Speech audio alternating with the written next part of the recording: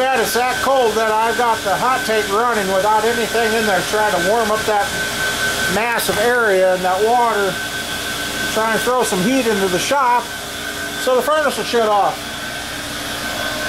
So, which I know it's noisy, bear with me here. And let's see. Alright. Wow, it is cold today, everybody. And let's see. Of course, I set it down. Over there. Well, what do we have here? We have a dirty 350 4-bolt main that I picked up. That I thought was an older block, but I see it's the GM corporate blue, which means it could be a 78, late 70s, early 80s motor. It is still driver's side dipstick tube. And as far as we know, this is still a virgin motor. Hasn't been tore apart other than to this point when I picked it up. The guy that I got it from did not know anything about this motor.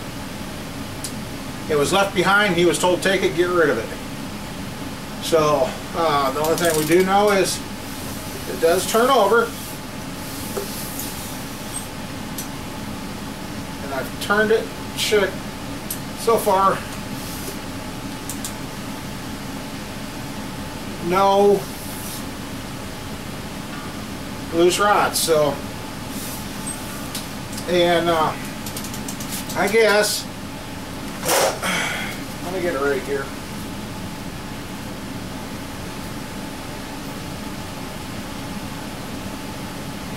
It's cold enough out here that I'm in when I'm in, but yet unfortunately my furnace has not shut off the whole entire time I've been here. This is running on one coil. Oh, sweet! You know that set of X-rods I got? Here's another 350 with a set of X-rods. The X-rods were kind of noted to be a little bit better rod than other stock parts. And I guess on this motor here, since we know it's not been, the rods have not been marked here on the side, what I find funny is there's a number 3 and a number 2 and another number 3 rod there, but they're not.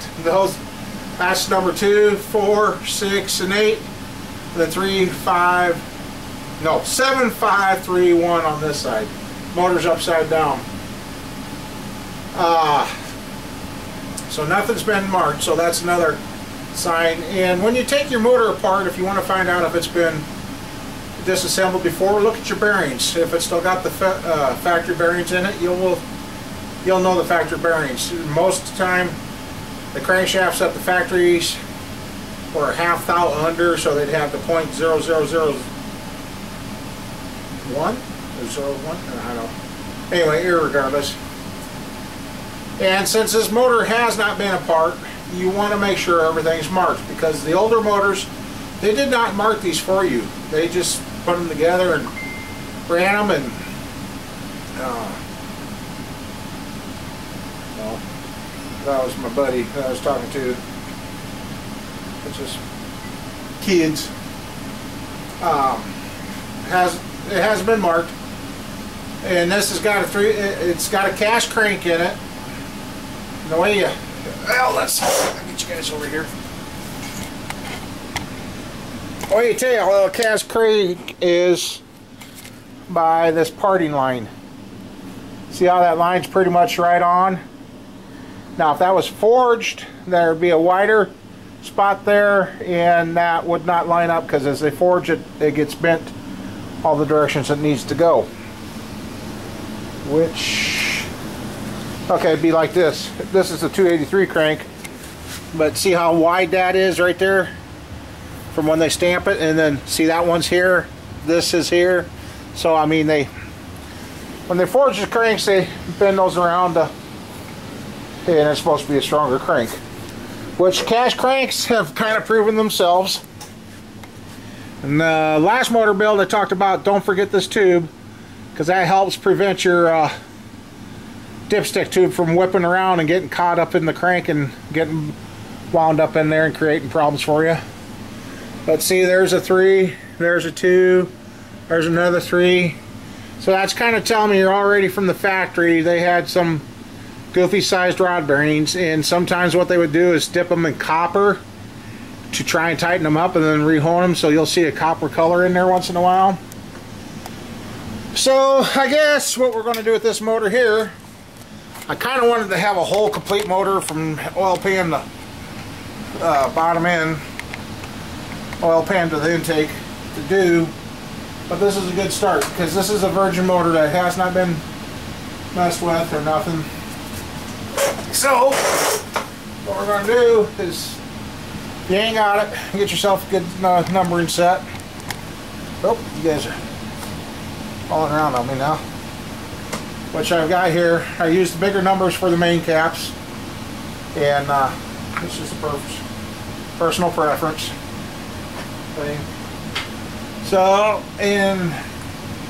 because if you take these caps off and you don't keep them in order, well, obviously the front and rear one you can get back in their places, but the second, third, and fourth main will get you if you don't have them marked. And I guess if you don't have a stamp set, even using a center punch and marking 2 marks or whatever, just mark them somehow so you can get them back in order.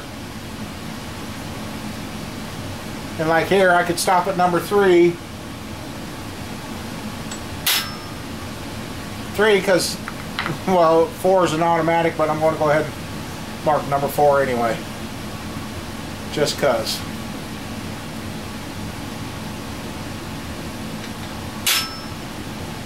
Yep, I got it. Okay. So number 4 has been marked. So the mains have now been marked. So you know you can put those back in the same location as they came out of. So now I got the smaller numbers, because you don't have as much area on the older motors for those. When the motor's upside down, 1, 3, 5, and 7 are on this side. You just got to pay attention to the orientation of your motor. So, knowing that, I go above and below the parting line of the rod.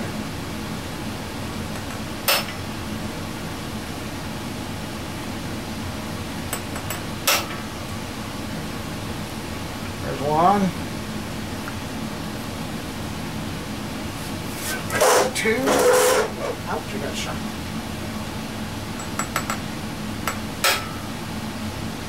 And the reason you mark both halves is if you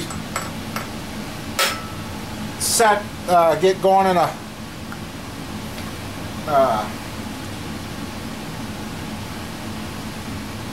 and you knock a bunch of them out, this way you can keep them in order. Yep, and it's got the 30, 39, 32, 442. The last 2 digits is what you usually worry about. And that's a 442, and that's usually a cash crank.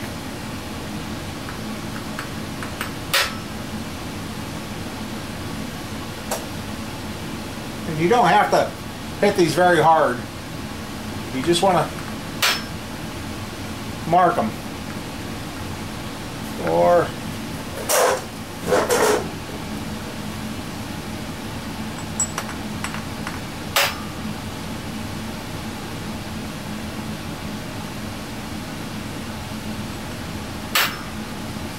4.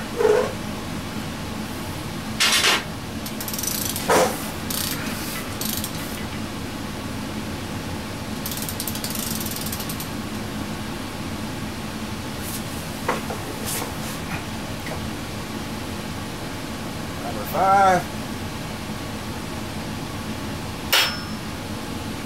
And you got to be careful with number 5. If you don't get a whole stamp, it looks like number 3 on you too. So, and then you use number 6 and number 9. I always thought that was funny. They use the 6 and the 9 for the same thing. So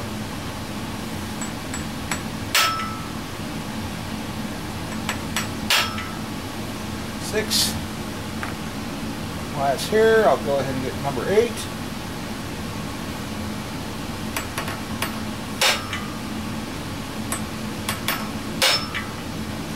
And then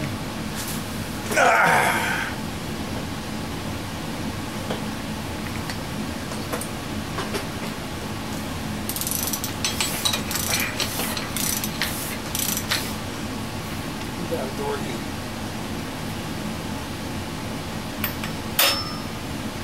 And oops.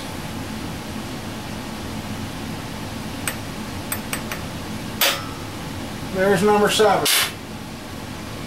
So now, in theory, we take this motor apart and find out that it's not wore that bad. The crank's usable. We can put everything right back where it came out of. So, I guess now I'll get the sockets that I need, and we can start removing the pistons and rods. And as soon as I remove them, we're going to throw them in the hot tank. We're going to go ahead and strip this motor down and get her washed up. I ain't got nothing else to do. Everybody else is working, so we're just going to work on a motor here. And I see there's been a weird plug put in this block here, so I'm hoping it's not been broke.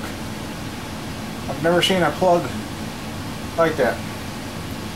So, alrighty. Okay, just like that. We now got the sockets we need.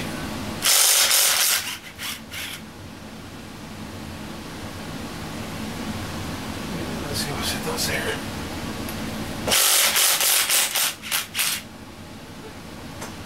Okay. Now this is where I kind of, I always tell you, be real careful what you do and everything. Well, sometimes to get a Chevy apart, I guess you got to be a little persuasive with it. And what you, on the older rods, they're not like the new ones.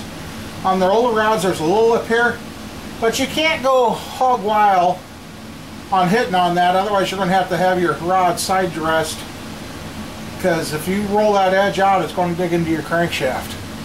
So you got to be gentle. And I know you're not supposed to hit the threads, but sometimes you got to, and what I do is knock it down, tap it back up again, tap on the threads, because what that's doing is forcing it off the other side at the same time.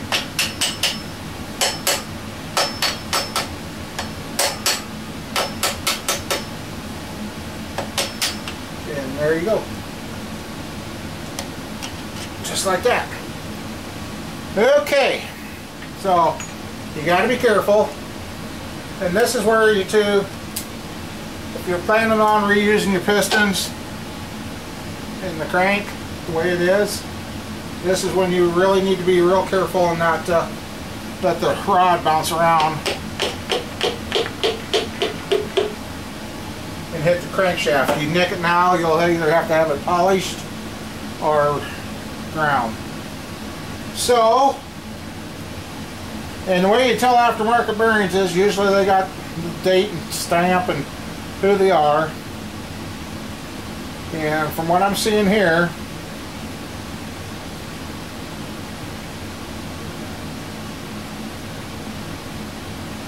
okay, it's a factory undersize. A half thou. Hopefully that's showing up. I can't. Half thousandths undersized. So, and actually, for an unknown motor, that don't look bad. So, and here you just find yourself a nice long rod. And again, if you're going to use the pistons in that, just don't go whole hog.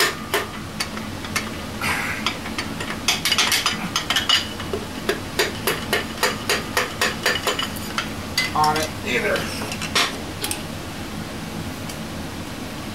and which that's about par for the course. And coming out, let's see.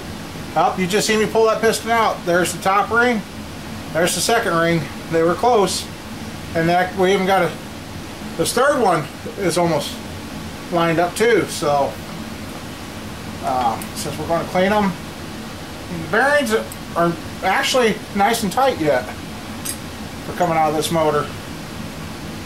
So, but the wrist pin's a little tight, as you can see. Bearing ting to bearing ting. And then just, so yeah, half thou under already.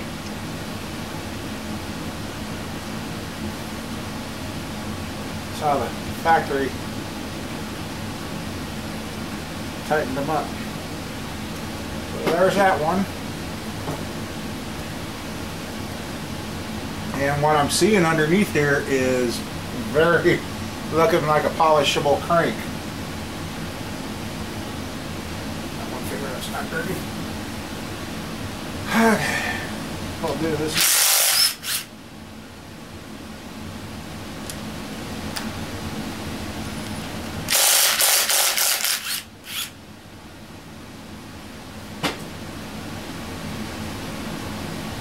Once in a while you'll find one that you can do that and it'll pop right off.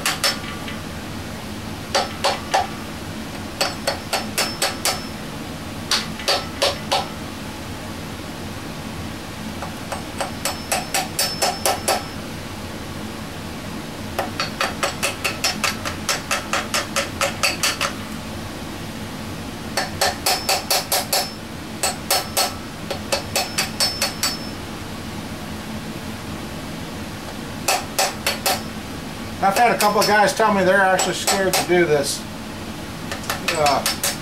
They'll replace the heads and camshafts no problem, but they don't like going in the bottom ends.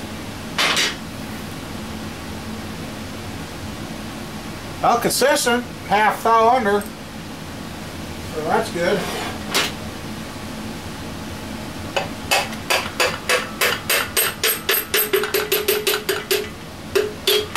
And also too, since the pistons are coming out okay, sometimes when you got a motor that's got a lot of wear on it, you'll have to cut the ring ridge out of it so you can get the pistons out without damaging stuff. So yes, I have found motors where I've had to cut the ring ridge before I even thought about taking the pistons out. Those blocks you definitely know need a bore job. This one seems to be pretty good. I mean, if I was going to just do this for a stock pickup build or another, hey, I just need a motor that runs deal, this would be a good candidate.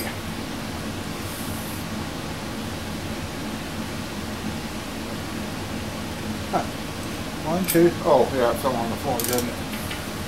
Anyway, I won't bore you with taking out the rest of these.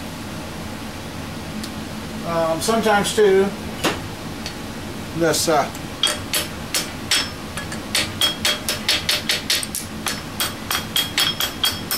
what I thought. Part of the dipstick tube was still stuck in there, and that's the only way you're going to get it out is tap it from the bottom, and just like that. Out that comes, so you can get that cleaned. So, and if you have a dirty motor like this, you're going to get dirty. I should have put my gloves on, but that's not what it's about today. So, I'll knock this down and we'll get down to the crank and we'll pop that out and see what we got. But so far for this motor, the front side of this, since the front rods are the last ones to get oil, they're looking pretty good. It's looking really good, so might have a good 350 just to rebuild.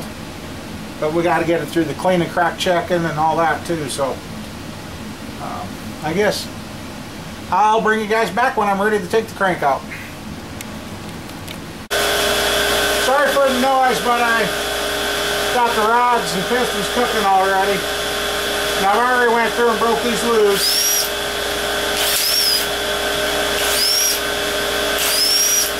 Woo! Good old smell. Smell like I remember back in the day.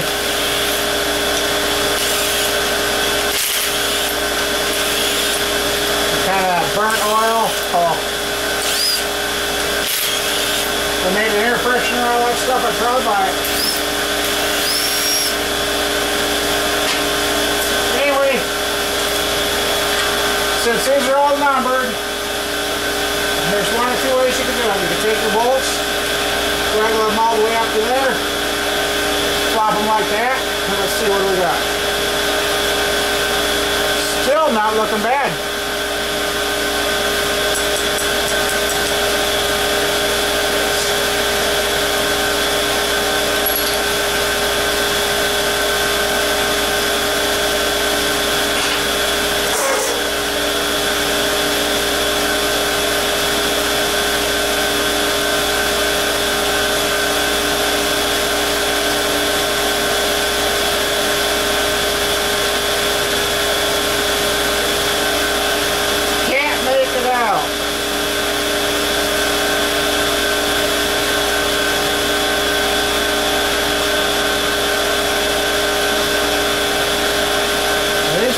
Be a standard bearing, not oversized. Yeah, I broke down, put my gloves on. So you can either just do that. See if this works again. Leg out and you just don't go hog wild hitting on this stuff.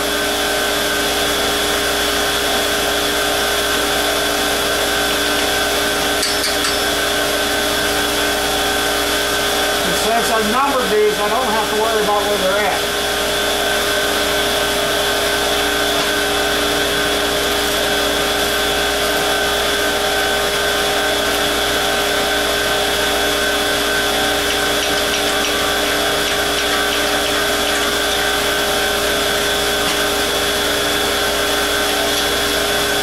And the remain, you just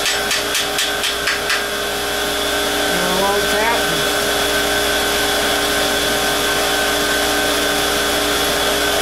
Now this is where you want to do inspecting.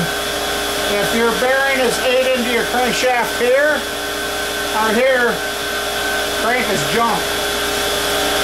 But this one is looking perfect. Didn't get a real good radius on it at the factory, but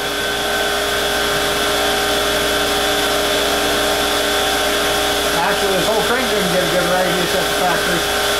Here's the bit code, let's see. I'm guessing it's a A, B, C, D, E, F, G, H, I, J, K.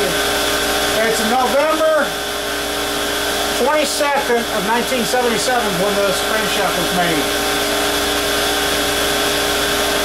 Cool. Nope. Okay. Second here, we'll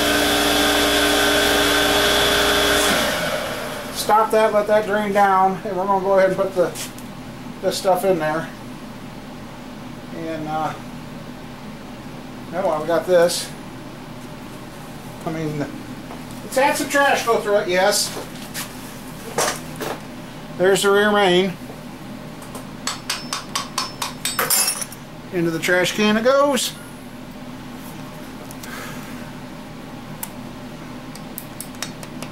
Wow, that rear oil pan seal is cooked on. Wow.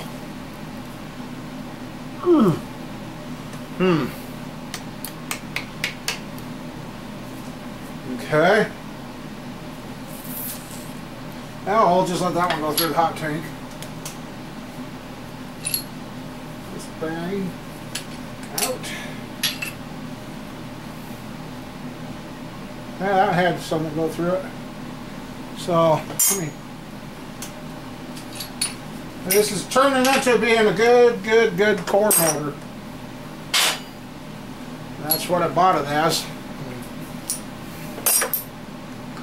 Do have a couple of possible builds I could do with this, but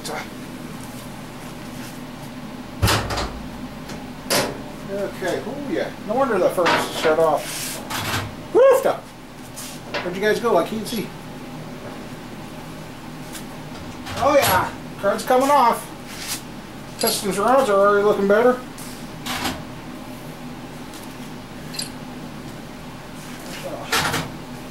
All over.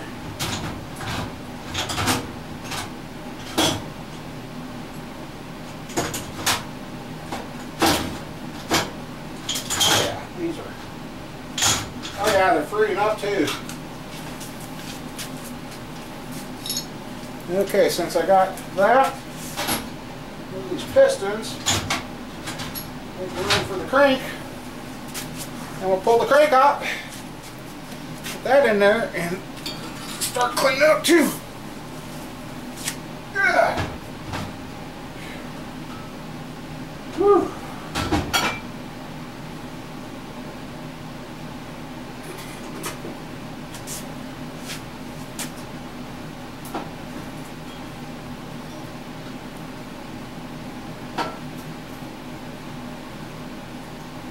Okay. Yep. That much trashed. Okay. There now.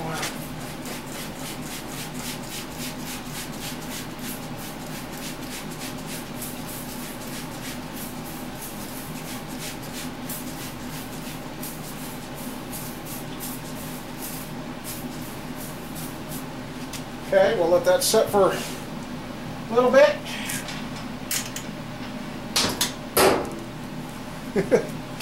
And, whoa.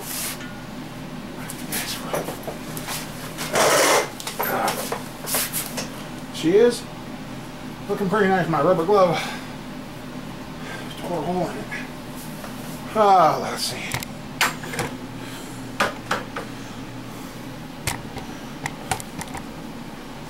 Let's see. You got to be very careful.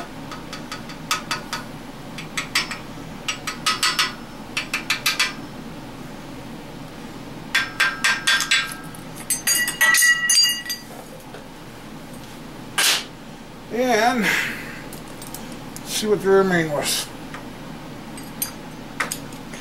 Rear main.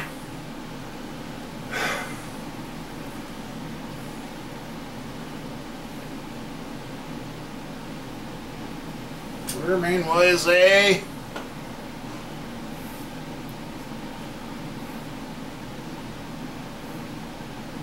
GM of 977.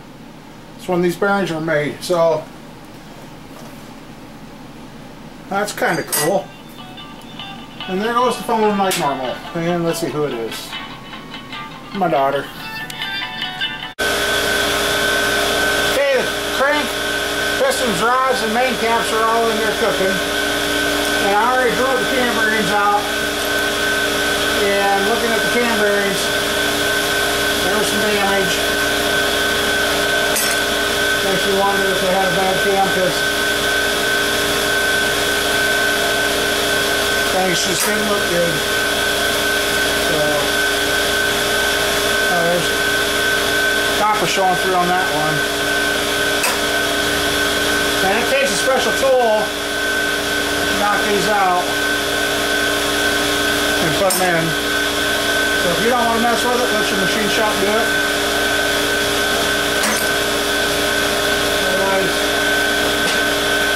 This is a homemade one, and this is only strictly used for knocking them out. But anyway, right now, I'm going to hot sink this thing. I'm getting all the old soft plugs out.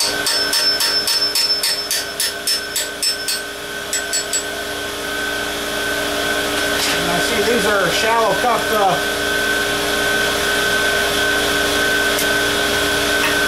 soft plug. And boy, that block's full of junk. That is full of mud. Right.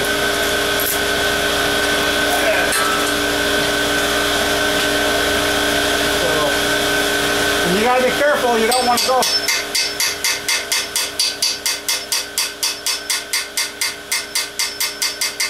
crazy, and I think that's the one I see a couple of these have been replaced. Because you gotta watch, because that was one of them. Yeah, somebody silicone around this one. Because you gotta watch out because your cylinders are right behind it. So now I'm a little wary of this block. These two soft plugs were replaced. Or core plugs, whatever you want to call them. Two of them were replaced. That's usually not a good sign. But the guy that sold me this, he said if he found out it's broke, I'm supposed to let him know he'll make it right. So cylinder's there, so I'll hit up on the high side here. Oh, that one's rotten. Uh-oh. So far I'm just cutting right through that one. That's not good. That could be interesting.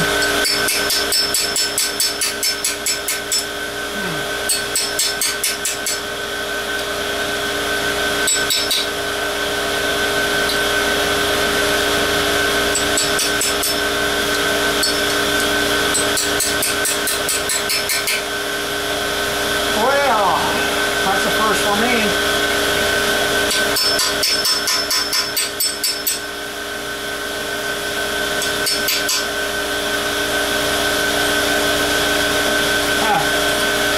That's the very first for me.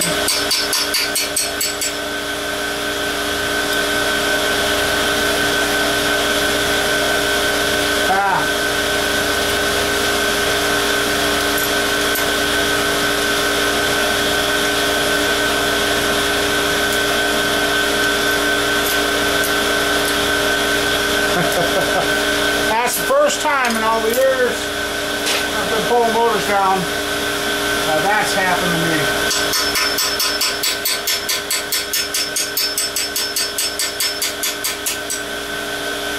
Ah, there it comes.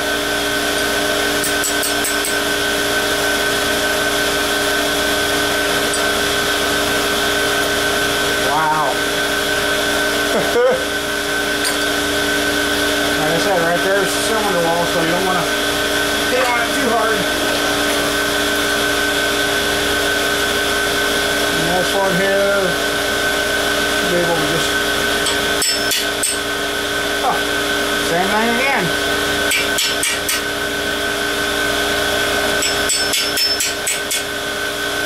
They be rotten.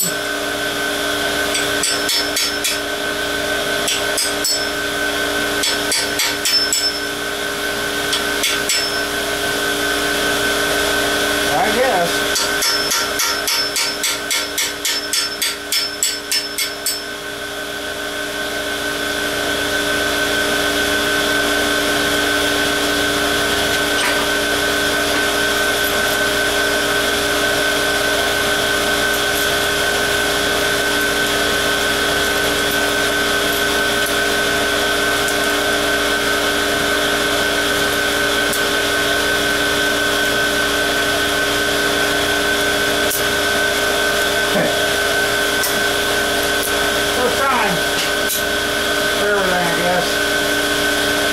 Looks like it's been replaced too, so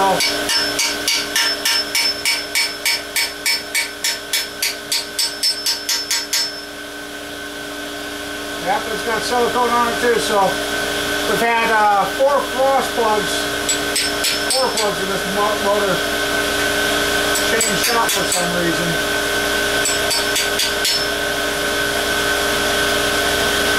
This is one of those that's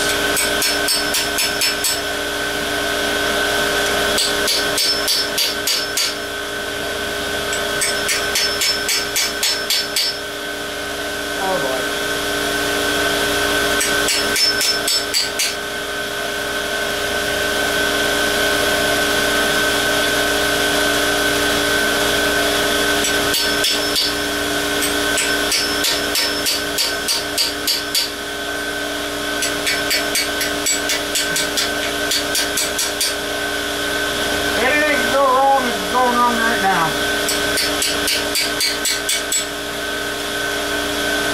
Wow.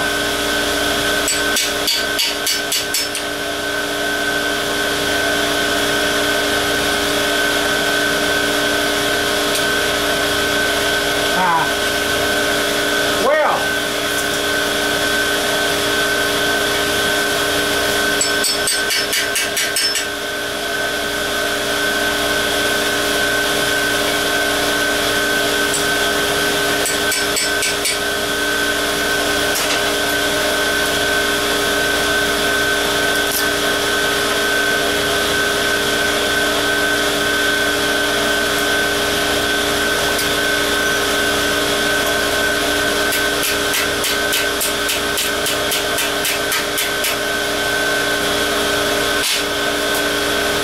Sometimes you gotta get creative to get them out, so again, this block is full of mud. About all I'm going to do is get it clean enough to handle to take it to the machine shop and have this chemically cleaned.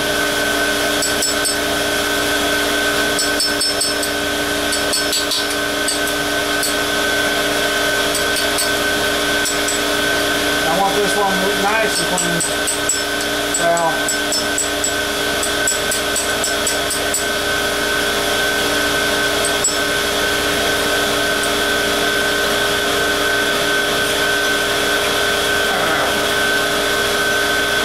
I know I got a nice scraper for this.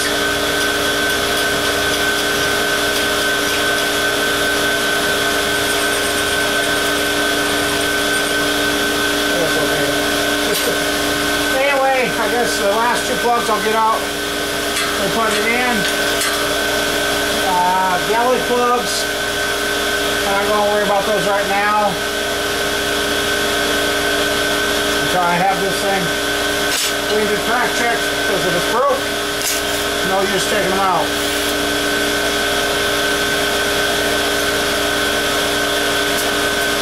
I should have just thrown it on the floor.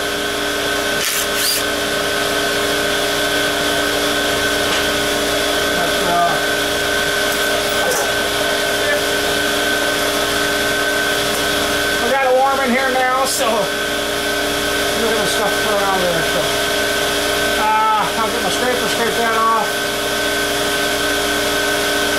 and we'll go ahead and cycle this, get it cleaned up, and go from there. So, alrighty. Oh, there's that 350 crank out of that 4-bolt main. I'm not going to hold my breath on that block being any good, but there's pistons and rods. And before I forget it, I'll show you before.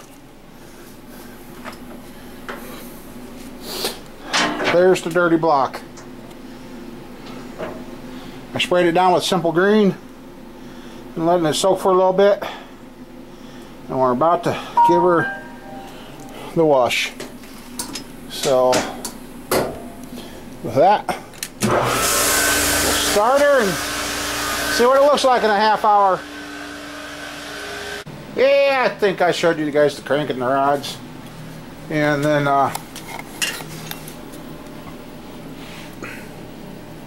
see, there's the letter X.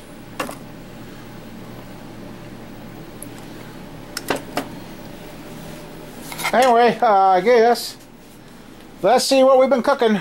If it's come out the way I thought. Oh yeah, that's a lot better. Wow. From that greasy turd to this, and looks like we got the gunk out of the water jackets too. I must be getting enough simple green into the water. It's really cutting through this. But alright, well, I will get this washed down and out, and we'll take a look at it again. Sure don't look like the same greasy pig we started out with, huh? That really cleaned up. Looking at the cam center there, it's pretty even. Front to back. just a little bit more. It don't show up on the camera as good, but there is some surface rust. It does look like it's going to have to be bored 30 over, which that's okay. As it dried, I watched the lifter valley to see if there was any lines that stayed wet. Nothing did, but I'm going to have it crack checked. Well, actually, after Friday, I should be able to crack check it myself. And so it definitely looks like a good, usable core. And I did get it warmed up in here a little. So, but yeah, I guess that's where we're at. Another clean motor, ready to be worked on and done up. I don't know, since this one's good, if this one comes back good, no cracks, I don't know, might make a special motor out of this one. I know I got another set of extra rods. I got a dang near perfect crank. Have fun with this one. I don't know, but yeah, kind of did this to keep my mind off things, and actually to get another dirty piece of junk that's, well, it's junk, was junk, and now it's starting to look better again, and get it cleaned up and to where a person can handle it. I gotta get the galley plugs out and the other one up there behind the rear main out, and then that way when he hot tanks it, because I guess he hot tanks them irregardless, and he's got a nice acid bath, so a lot of this rust will come off then. So but I can see ring ridges in it. I WD-40 it, keep it from flashing. But yeah, another blue motor, and kind of a good one.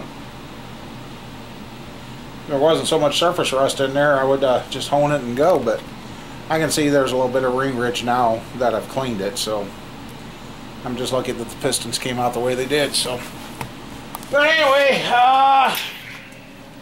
yeah. So with that, I guess, no idea. There's no time limit on this motor, or if this motor will ever happen. I mean, I've got some of you guys telling me, let everybody know what's going on. Well, part of me, I don't know if I want to let everybody know what's going on, but I'm trying to hang in here for you guys and keep the channel going. But things are getting harder and harder to do. I either need to get motors selling, or parts selling, or we're going to be having to give up. There's something that ain't covered that should have been covered that I just noticed.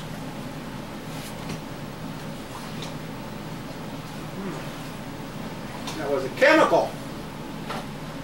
See, I can't even remember to cover up the chemical cans. That was the Berryman's dip. Anyway,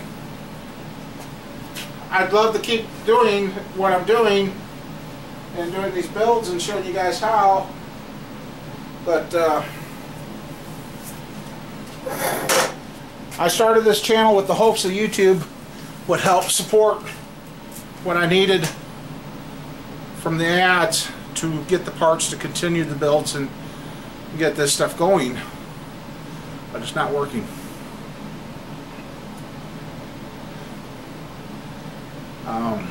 I'm really torn on what to do right now, and I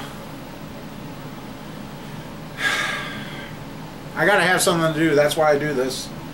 I keep going because I need to keep going, but I don't know.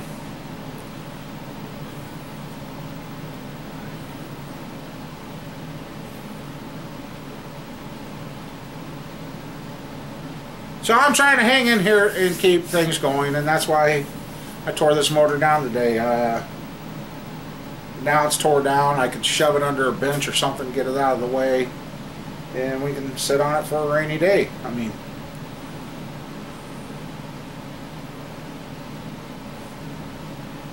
I really want to continue to keep going, but I don't know how I'm going to continue. It's getting harder and harder to continue because I cannot get the parts to finish projects to get them sold, and I'm on disability doing what I can to keep going because I'm not ready to just sit around and wait to die. I'm trying to do what I can to still contribute and keep going. But I'm starting to get the thing. It's, you're a fat guy, why are you doing this? You're a big guy, you shouldn't be doing this. Or it's a big guy, oh, you can't do this. Well, yes I can, I've been doing it. I was still doing it even when I was bigger than I am now. It's just, I guess I get condemned for trying, but yet they reward you for sitting around doing nothing. And that's not me. If you watch my channel long enough, you know through the pain and the troubles, I keep going. But now it's getting to the point where it's getting to be too much for me to handle.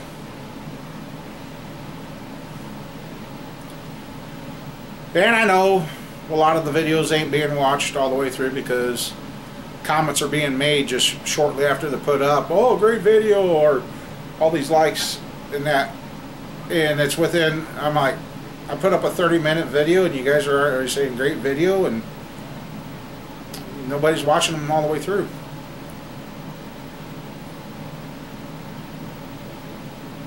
So, I don't know. I guess we'll just have to see. But I got the truck out running, the warm-up, so I can go home. And it's snowing. We're supposed to get 3 to 4 inches tonight. So, I guess I'll put it down in the description below if anybody would like to see the projects continue,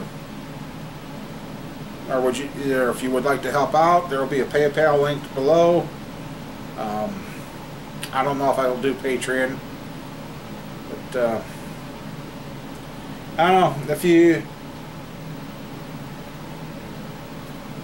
I don't know. I want to keep going, and because a lot of you guys tell me that because of me, you're building motors or getting back on your projects and finishing up what you've got going, which is good for me to hear, because, you know, just because you're a big person and you have issues don't mean you can't do something.